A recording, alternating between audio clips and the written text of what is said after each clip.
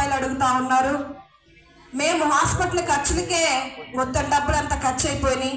ఆ బాడీని ఎలా తీసుకురావాలో మాకు తెలియట్లేదని చాలామంది ఫోన్ చేసి మాకు చెప్పడం జరిగింది.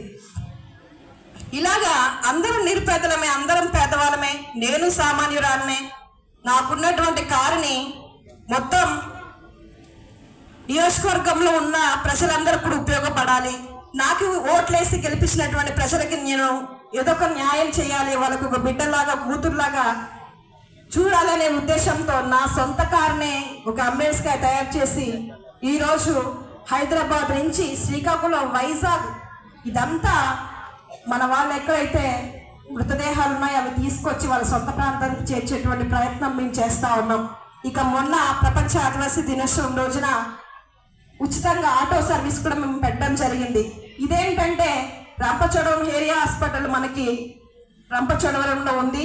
కాంప్లెక్స్లో దిగి హాస్పిటల్కి వెళ్ళాలంటే 2 కిలోమీటర్లు దూరం. అది పాపం చాలా మంది గర్భవతులు, బాలింతలు, ముసలి వాళ్ళు ఆ కాంప్లెక్స్ నుంచి హాస్పిటల్కి నడిచి వెళ్ళాలంటే ఆ షాపుల్లో కూర్చొని పాపం ఆగి నిల్చొని చెట్ల కింద ఎన్నో శ్రమలు పడతా 2 కిలోమీటర్లు నడిచి వెళ్తా ఉన్నారు. వాళ్ళకి ఆ బాధ కూడా ఉండకూడదని అదే రోడ్లో నేను రెంట్కున్నటువంటి హౌస్లో మా భార్య భర్తలు ఇద్దరం చూసి చలించిపోయి ఉచితంగా ఆటో సర్వీస్ పెట్టాం.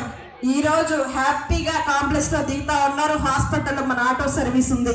అదేవిధంగా రంపచోడవరం స్కూల్స్లో ఎవరైనా పిల్లలు బాగోకపోతే ఆ పిల్లల్ని కూడా హాస్పిటల్కి చేర్చేటువంటి ప్రయత్నం మన ఆటో చేస్తూ ఉంది. ఈ విధంగా ప్రజలకు ఎంతగానో సర్వీసెస్ మేము చేస్తూ ఉన్నాం. అదేవిధంగా చాలా రోడ్స్ మాకు చెప్తా ఉన్నారు. కరెంట్ లేని వాళ్ళకి కరెంట్ ఇస్తూ ఉన్నాం. రోడ్లు అయితే చాలా కొంచెం మనకి ఏజెన్సీ ఏరియా కనుక ఫారెస్ట్ క్లియరెన్స్ వల్ల కొన్ని రోడ్లు ఆగిపోయి ఉన్నాయి. అవి కూడా త్వరలోనే క్లియరెన్స్ తెచ్చి ఆ రోడ్లు కూడా త్వరలోనే వేసే బాధ్యత మేము తీసుకొస్తాము.